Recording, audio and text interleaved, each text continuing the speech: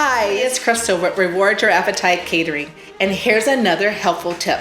As a mom, a wife, and a career woman, I know there is little time in the evenings to come home and cook a full meal, but we want to be able to prepare a healthy meal for our family. So, here's a tip that I do.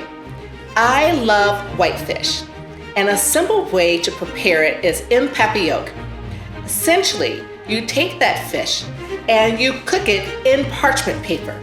It's essentially steaming itself. Here's how it's done.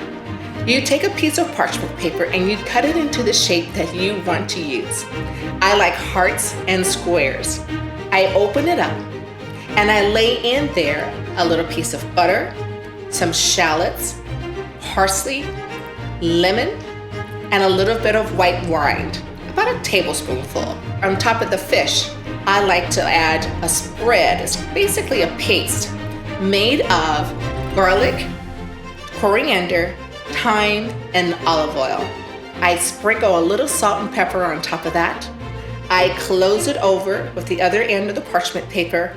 I seal it up, and there, in the oven it goes at 400 degrees temperature. You put it in the oven for about 10 to 12 minutes.